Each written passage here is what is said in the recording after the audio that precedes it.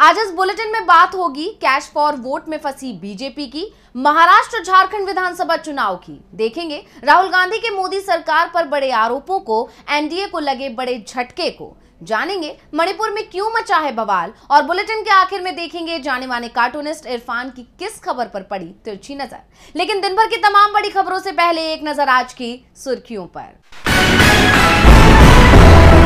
दिल्ली विधानसभा सत्र की तारीखों का हुआ ऐलान। 29 नवंबर से सत्र का होगा आगाज, 3 दिसंबर तक चलेगा सत्र। एलआईसी की वेबसाइट पर हुए भाषाई बदलाव पर तमिलनाडु के सीएम स्टालिन ने छेड़ी नई रार। बोले, हिंदी थोपने का प्रचार साधन में बदल गई वेबसाइट, ये भाषाई अत्याचार। हरिनी अमरसूरिया बनी श्रीलंका की नई प्रधानमंत्री। श्रीलंका की तीसरी महिला प्रधानमंत्री हैं हरिनी। दिल्ली यूनिवर्सिटी से की है पढ़ाई। हरे निशान पर बंद हुआ शेयर बाजार। 239 अंकों की बढ़त के साथ 77,578 पर बंद हुआ सेंसेक्स। 64 अंकों की बढ़त के साथ 23,518 पर बंद हुआ निफ्टी। ये तो थी सुर्खियां। अब बात आज की सबसे बड़ी खबर की। महाराष्ट्र में वोटिंग से पहले बवाल मच गया है। बीजेपी और एकनाथ शिंदे की शिवसेना कैश फॉर वोट मामले में फंस गई है।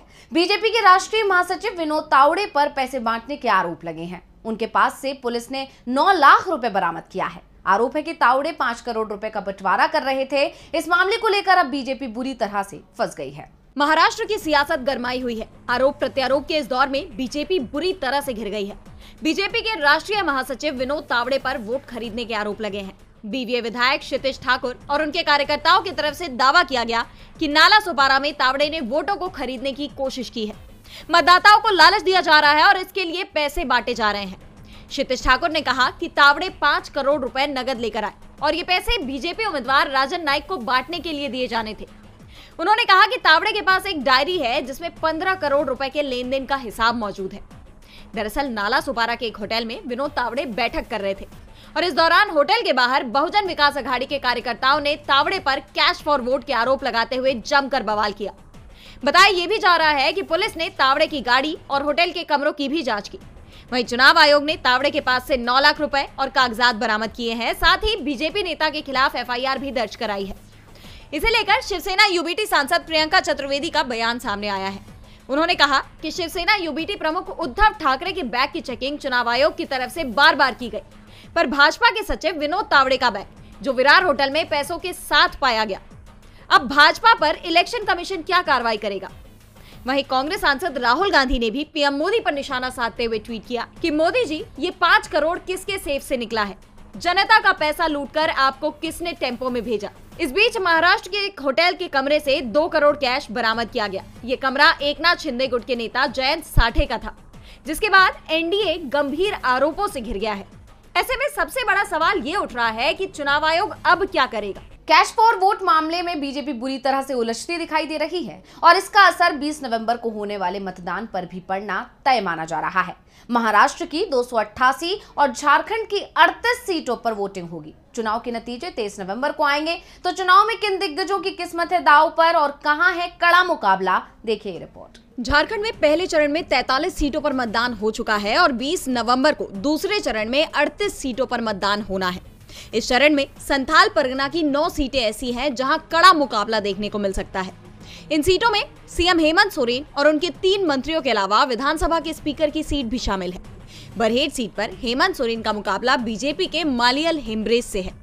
वहीं गांडेय में कल्पना सोरेन के सामने मुनिया देवी है। मधुपुर में मंत्री हफीजुल हसन की टक्कर बीजेपी के गंगा नारायण सिंह से होगी।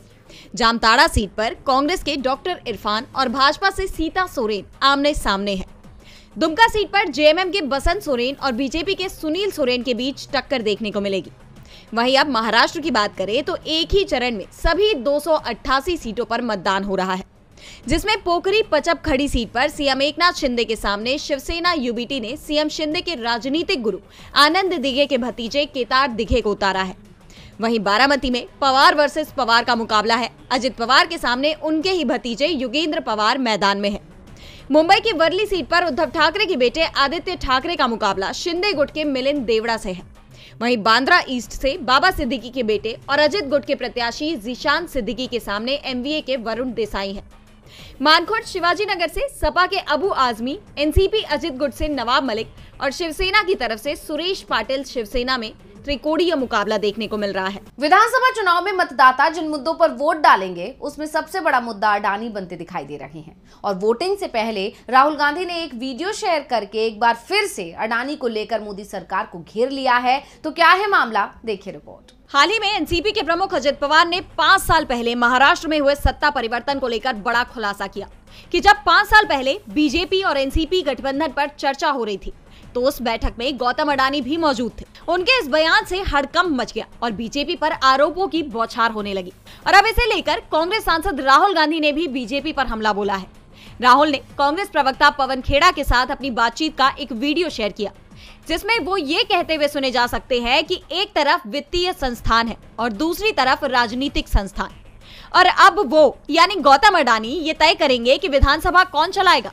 इस पर पवन खेड़ा कहते हैं कि कोई उद्योगपति सरकार गिराने की कोशिशों में सीधे तौर पर कैसे सम्मिलित हो सकता है, और उन्होंने इस घटना का धारावी से सीधा संबंध होने का आरोप लगाया। आपको बता दें कि बीते दिन राहुल गांधी ने अपनी प्रेस कॉन्फ्रेंस में दावा किया था कि धारावी रीडेवलपमेंट प्रोजेक्ट को अडानी को सौंपकर मोदी सरकार ने अपना मोडानी का एजेंडा आगे बढ़ाया है। और अब पवन खेड़ा ने दावा किया कि अडानी ये सरकार बदलना चाहते थे ताकि ये धारावी का प्रोजेक्ट उन्हें मिल सके। वहीं राहुल गांधी ने इसमें जोड़ते हुए कहा कि इसके लिए मार्केट में उनकी वैल्यूएशन भी ज्यादा होनी चाहिए थी। उन्होंने आरोप लगाया कि इसके लिए सेबी चीफ माधवीपुरी बुच ने शेयर मैनिपुलेशन में सहयोग किया। राहुल ने मार्केट में निष्पक्षता और पारदर्शिता के अभाव पर सवाल उठाए और इससे निवेशकों पर पड़ने वाले असर को लेकर चिंता जताई। उन्होंने इस वीडियो को शेयर करते हुए कैप्शन में भी लिखा, आर योर इन्वेस्टमेंट सेफ? जब मैच फिक्स है तो सबको नुकसान है, सबसे ज्यादा आम इन्वेस्टर को। राहुल गांधी ने कहा कि अब हर कोई मानता है कि बुच ने कुछ तो गलत किया है और सरकार कैसे भी उन्हें बचाने की कोशिश में जुटी हुई है। उन्होंने दावा किया कि या तो माधवीपुरी बुच के पास इस पूरे मामले में शामिल लोगों के खिलाफ कुछ है या फिर कोई चाहता है कि बुच इस पद पर कैसे भी बनी रहे। राहुल गांधी के इस दावे ने मोदी सरकार पर गंभीर सवाल खड़े कर दिए हैं। मुंबई का धारा भी हो या फिर झारखंड की खदानें, कांग्रेस का दावा है कि बीजेपी सत्ता में आई तो सभी पर अडानी का कब्जा होगा। बीजेपी हर कीमत पर सत्ता हासिल करने की कोशिश में जुटी है तो उसके सहयोगी एक के बाद एक उसे छोड़ रहे हैं। अब एनडीए से एक और दल बाहर चला गया है। बिहार में अगले साल विधानसभा चुनाव होना है, लेकिन उससे पहले ही राज्य में सियासी हलचल तेज हो गई है। राज्य में एनडीए की सहयोगी आरएलजेपी में नाराजगी की खबरें सामने आ रही हैं। पार्टी प्रमुख पशुपति पारस एनडीए के साथ आर पार के मूड में दिख रहे हैं। बता दें कि आरएलजेपी ने 2 दिवसीय राष्ट्रीय अधिवेशन बुलाया जिसमें पार्टी प्रवक्ता चंदन सिंह ने बड़ा बयान देते हुए गठबंधन में उचित सम्मान न मिलने की बात कही। उन्होंने कहा कि बिहार के सीएम नीतीश कुमार पशुपति पारस को मिलने का समय ही नहीं दे रहे हैं। तो इसके साथ ही बैठक में कई पार्टी पदाधिकारियों ने पारस को 2025 के विधानसभा चुनाव में गठबंधन से अलग होकर मैदान में उतरने तक की सलाह दे डाली। बताते चले कि आरएलजेपी ने बीजेपी कार्यालय के बाहर अपनी पार्टी का पोस्टर भी लगा दिया, जिसके बाद बिहार के सियासी गलियारों में सुगबुगाहट तेज हो गई है। माना तो यह जा रहा है कि बहुत जल्द आरएलजेपी अलग चुनाव लड़ने का भी ऐलान कर सकती है, यानी बिहार चुनाव की आहट से ठीक पहले एनडीए में टूट की खबर उसकी बिहार चुनाव को लेकर खराब शुरुआत की ओर इशारा कर रही है। पशुपति पारस की पार्टी आरएलजेपी की तरफ से एनडीए छोड़ने का अब औपचारिक ऐलान होना है। पशुपति पारस की पार्टी एनडीए छोड़ रही है तो मणिपुर में बीजेपी के विधायक ही उसका साथ छोड़ रहे हैं। पार्टी के आधे से ज्यादा विधायक बागी होते दिखाई दे रहे हैं, अपनी ही सरकार को अल्टीमेटम दे रहे हैं। तो क्या है पूरा मामला, देखिए रिपोर्ट। मणिपुर में हालात सामान्य होते नजर नहीं आ रहे। एक तरफ कुकी संगठनों ने सीआरपीएफ के साथ मुठभेड़ में ढेर हुए 10 कुकी जो युवाओं के सम्मान में चुराचांदपुर में ताबूत रैली निकाली, तो पश्चिम इम्फाल में नागरिक समाज संगठनों ने कर्फ्यू के बीच अफस्पा के विरोध में रैली निकाली। वहीं जीरीबाम में कुकी उपद्रवियों के हमले में 6 महिलाओं और बच्चों की जान जाने के विरोध में मैतेई समुदाय का प्रदर्शन भी लगातार जारी है। और इस बीच खबर ये भी आ रही है कि सत्ताधारी एनडीए और नेशनल पीपल्स पार्टी एनपीपी के 27 विधायकों की मीटिंग बुलाई गई। इस बैठक में अगले 7 दिन में कुकी उग्रवादियों के खिलाफ बड़ी कार्रवाई करने पर सहमति जताई गई। साथ ही ये भी तय हुआ कि केंद्र राज्य में लागू अफस्पा का रिव्यू करेगा। बता दें कि एनपीपी ने बीजेपी सरकार से अपना समर्थन वापस ले लिया है। इसके बाद भी पार्टी के 7 विधायकों ने इस बैठक में शिरकत की, जिसे लेकर एनपीपी ने उन्हें नोटिस जारी कर दिया। वहीं प्रदेश में बिगड़ते हालात को लेकर कांग्रेस सांसद पी चिदम्बरम ने भी चिंता जाहिर की। उन्होंने कहा कि मणिपुर की समस्या से निजात पाने के लिए 5000 जवानों को भेजना समाधान नहीं है। मुख्यमंत्री बीरेंद्र सिंह को तुरंत हटाना चाहिए। उन्होंने पीएम मोदी से अपील की कि वो अपनी जिद छोड़े और मणिपुर का दौरा करे। वहीं मानवाधिकार कार्यकर्ता इरोम शर्मिला ने भी यही बात दोहराई। कांग्रेस अध्यक्ष मल्लिकार्जुन खड़गे ने राष्ट्रपति द्रौपदी मुर्मू को मामले में हस्तक्षेप की मांग करते हुए पत्र लिखा है। पत्र में कहा गया है कि मणिपुर सरकार और केंद्र पिछले 18 महीनों में मणिपुर में कानून व्यवस्था और लोगों की सुरक्षा सुनिश्चित करने में फेल साबित हुई है। राज्य में हिंसा के कारण 300 से ज्यादा लोगों की जान चली गई। इनमें महिलाएं, बच्चे भी शामिल हैं। मणिपुर में हमारे अपने नागरिकों के जीवन और संपत्तियों की सुरक्षा सुनिश्चित करने के लिए तुरंत हस्तक्षेप करें। आपको बता दें कि 1.5 साल से ज्यादा का वक्त बीत गया है, लेकिन अब तक मणिपुर अशांत है। ऐसे में सबकी निगाहें अब इस बात पर टिकी है कि सरकार और राष्ट्रपति क्या एक्शन लेती है। मणिपुर में बवाल थम नहीं रहा है तो आंध्र प्रदेश के सीएम चंद्रबाबू नायडू ने ऐसा फैसला किया है जिससे केंद्र की कोशिशों को झटका लगता दिख रहा है। केंद्र सरकार जनसंख्या नियंत्रण की कोशिश कर रही है, लेकिन आंध्र प्रदेश विधानसभा ने उस कानून को रद्द कर दिया है जिसमें 2 से ज्यादा बच्चे होने पर पंचायत और निकाय चुनाव लड़ने पर रोक लगाई गई थी। देखिए रिपोर्ट। आंध्र प्रदेश के सीएम एन चंद्रबाबू नायडू ने 3 दशक पुरानी नीति को बदल दिया है, जिसके तहत 2 से ज्यादा बच्चे होने पर लोग पंचायत और निकाय चुनावों में भाग नहीं ले सकते थे। नए कानून के तहत अब कितने भी बच्चे होने पर लोग निकाय चुनाव लड़ सकेंगे। बता दें कि 1994 में राज्य के तत्कालीन मुख्यमंत्री की तरफ से शुरू किए गए 2 बच्चों के नियम का मकसद जनसंख्या वृद्धि को नियंत्रित करना था, जिससे 2 से ज्यादा बच्चों वाले उम्मीदवारों को ग्राम पंचायतों, मंडल प्रजा परिषदों और जिला परिषदों के लिए चुनाव लड़ने की मनाही थी। लेकिन अब 30 साल बाद राज्य सरकार ने इस कानून को बदल दिया है। इस फैसले के पीछे मोदी सरकार की नीति को सबसे ज्यादा जिम्मेदार बताया जा रहा है। दरअसल केंद्र सरकार लोकसभा सीटों के लिए सीमांकन का काम कराने जा रही है। नए सिरे से सीटें तय होंगी। लोकसभा में करीब 50 से 60% सीटें बढ़ाई जा सकती हैं। एक तरफ दक्षिण भारत के राज्यों में जनसंख्या वृद्धि दर काफी कम है तो उत्तर भारत में ये ज्यादा है। ऐसे में सीमांकन के दौरान दक्षिण के राज्यों को नुकसान होने और उत्तर के राज्यों में लोकसभा की सीटें ज्यादा बढ़ सकती हैं। और इसी के चलते अब दक्षिण के राज्य जनसंख्या बढ़ाने की बात कर रहे हैं। चंद्रबाबू नायडू तो खुलकर जनसंख्या बढ़ाने की बात प्रदेश की जनता से कर रहे हैं। चंद्रबाबू नायडू का कहना है कि परिवार नियोजन के पिछले सफल संचालन के बाद अब समय आ गया है कि महिलाओं और परिवारों को अधिक बच्चे पैदा करने के लिए प्रोत्साहित किया जाए। तो नायडू ने अब जो ऐलान किया है उससे साफ है कि देश में जनसंख्या नियंत्रण के प्रयास मोदी सरकार की नीति ही फेल कर देगी। आंध्र प्रदेश ने नियम बदले हैं तो वहीं रूस में भी नियमों में बड़ा बदलाव किया गया है। रूस ने अपनी परमाणु नीति को बदलने का ऐलान कर दिया है। साथ ही चेतावनी दी है कि अगर यूक्रेन ने लंबी दूरी की मिसाइल दागी तो वो भी परमाणु ट्रिगर दबा देगा। तो क्यों अचानक रूस ने बदली परमाणु नीति, देखिए रिपोर्ट। अमेरिका में अभी डोनाल्ड ट्रंप के हाथ में सत्ता आई भी नहीं है कि दुनिया में तीसरे विश्व युद्ध की आहट सुनाई देने लगी है। रूस यूक्रेन युद्ध को 1000 दिन पूरे हो चुके हैं और ऐसे वक्त पर अब रूस की तरफ से परमाणु हमले की चेतावनी दी गई है। रूसी राष्ट्रपति व्लादिमीर पुतिन ने साफ कर दिया है कि अगर कोई देश जिसके पास परमाणु शक्ति नहीं है, अगर वो किसी न्यूक्लियर पावर वाले देश के सहयोग से रूस पर हमला करता है तो इसे रूस के खिलाफ जंग का ऐलान समझा जाएगा। और अगर रूस के खिलाफ बैलिस्टिक मिसाइल का इस्तेमाल हुआ तो जवाब में परमाणु हमला भी किया जा सकता है। साफ है ये चेतावनी अमेरिका के लिए आई है।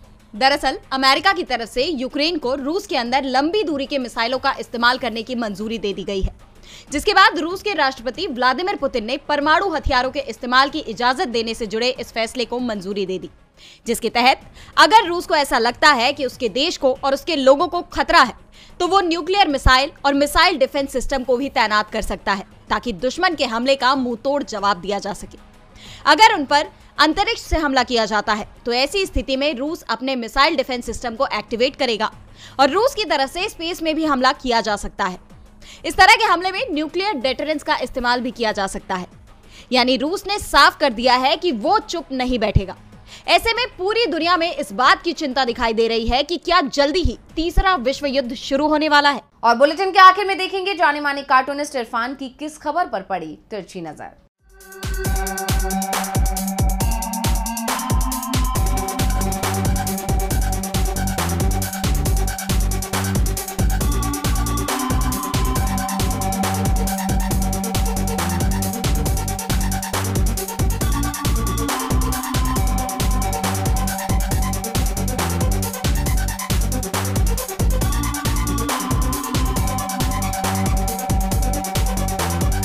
देश की पूर्व प्रधानमंत्री इंदिरा गांधी की बरसी आज कब निकल गई पता ही नहीं चला। हालांकि देश में कुछ लोग ऐसे हैं जो उनका नाम जब भी लेते हैं इमरजेंसी का जिक्र ज़रूर करते हैं। हालांकि इमरजेंसी के उस धब्बे को अगर छोड़ दिया जाए तो इंदिरा गांधी ने इस देश के लिए इतना सब कुछ किया है कि उनके नाम को भुलाए जाना इस देश के लिए बहुत मुश्किल।